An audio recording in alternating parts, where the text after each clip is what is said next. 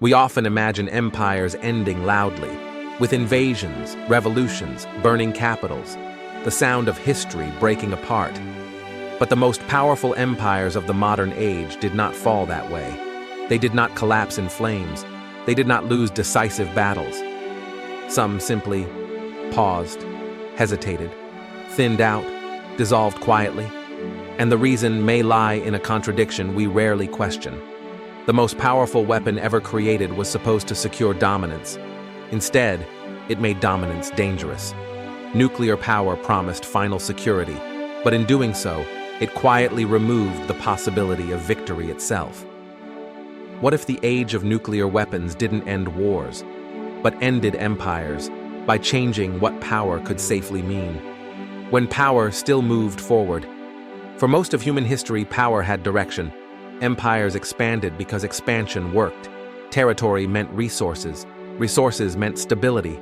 Stability reinforced legitimacy. Rome advanced until it could no longer sustain its borders. Britain ruled the seas. The Mongols moved faster than anyone before them. Even decline followed a recognizable rhythm. Overreach, resistance, fracture. Power was kinetic. It moved outward. War, however brutal, remained understandable. Losses could be counted. Victory could be imagined. Defeat, though painful, was finite. Leaders calculated risk, because risk had limits. Then, quietly, those limits disappeared. The moment power turned absolute. When the first nuclear weapons appeared, they were initially understood through old language. A bigger bomb, a stronger force, a decisive advantage. But very quickly, something felt wrong. These weapons were not merely stronger. They were categorical. They crossed a boundary where destruction ceased to scale. A single decision could erase cities. A few decisions could erase civilization. For the first time, power exceeded any rational purpose it might serve, and in doing so, it reversed its own logic. To use it fully would be to lose everything it was meant to protect. From that moment on, power could exist only by refusing itself. Power that exists to not be used. This was a strange inversion. Throughout history, power justified itself through action. Now it justified itself through restraint. Nuclear arsenals became symbols not of aggression, but of abstention. They existed to remain untouched. They were built, maintained, modernized, all in service of never being used. Strategy became anticipation rather than execution. Planning focused on prevention, signaling, deterrence. Victory turned abstract. It existed only as a theoretical absence of catastrophe. Power, once dynamic, became static. Fear becomes a system. Fear, too, changed shape. It was no longer a moment of panic or alarm. It became procedural. It lived inside early warning systems and command chains, inside doctrines and contingency plans, inside language itself.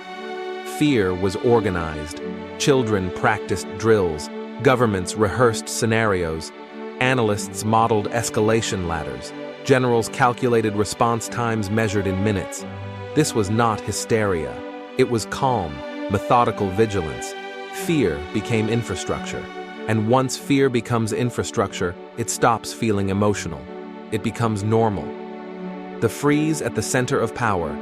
Two vast powers came to define this new condition. Each possessed the means to annihilate the other.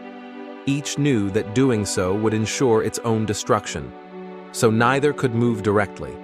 Confrontation became indirect. Influence replaced invasion.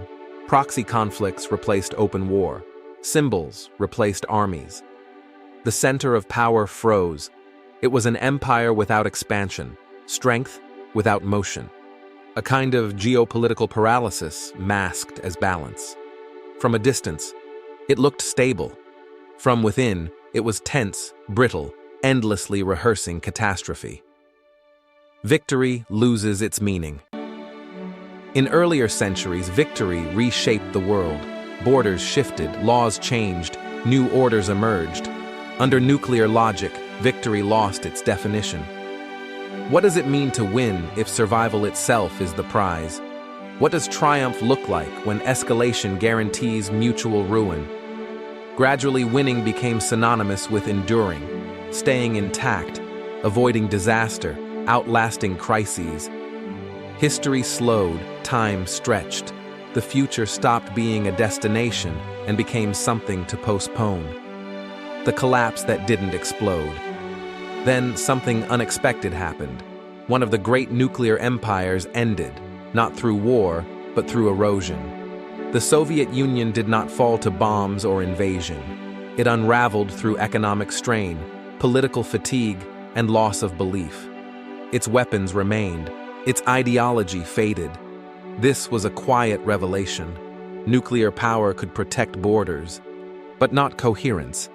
It could deter enemies, but not meaninglessness. The empire vanished while its ultimate weapons stayed behind, unused and strangely irrelevant.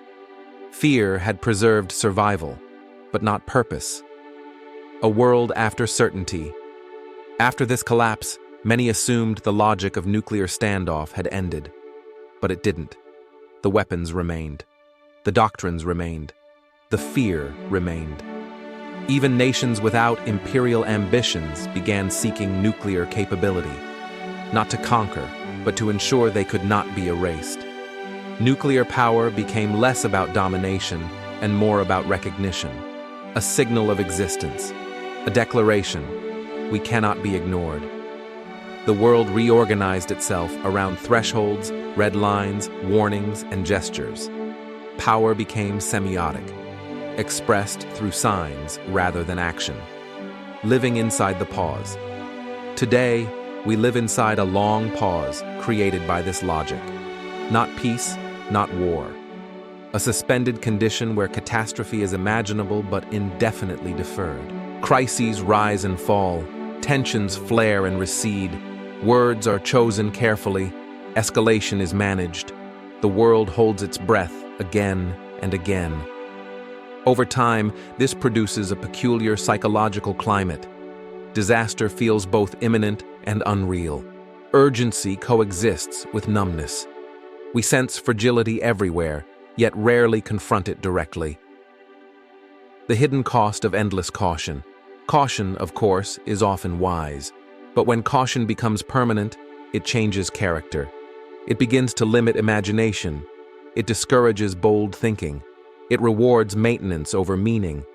Systems built to prevent collapse grow allergic to transformation.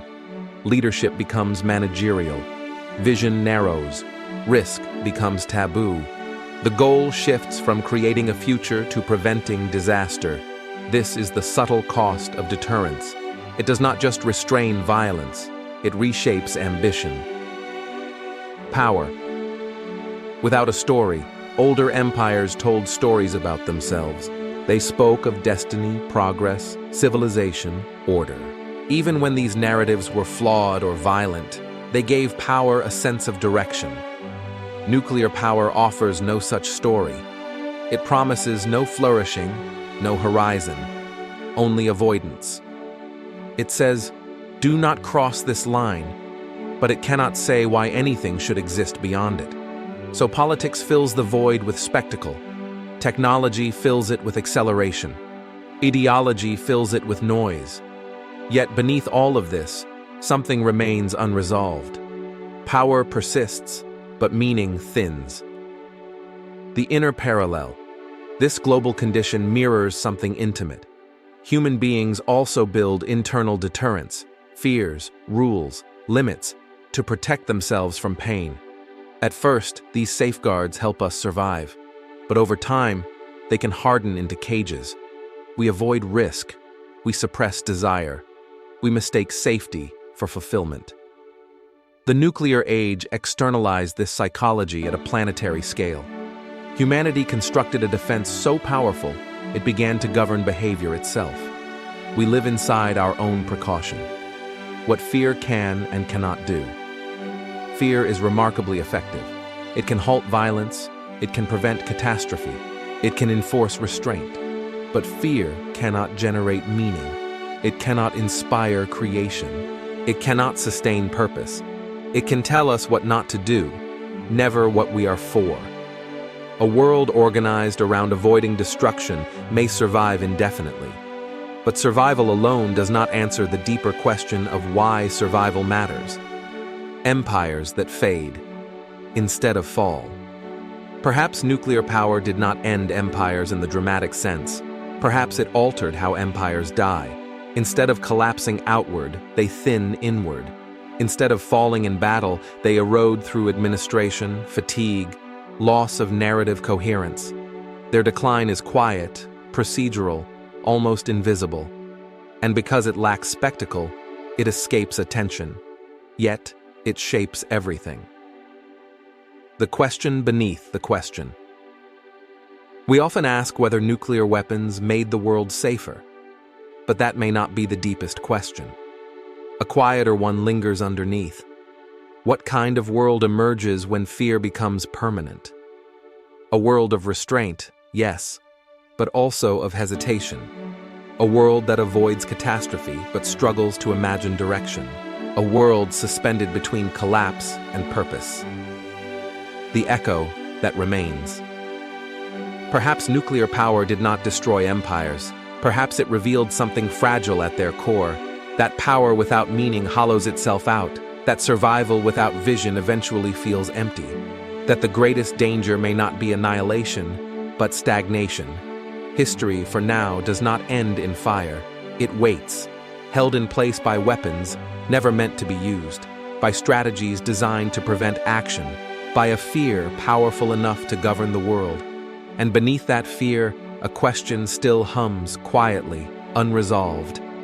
If we have learned how not to destroy ourselves, have we learned what we are trying to become? If these questions linger, you're always welcome to continue exploring them on Timeless Questions.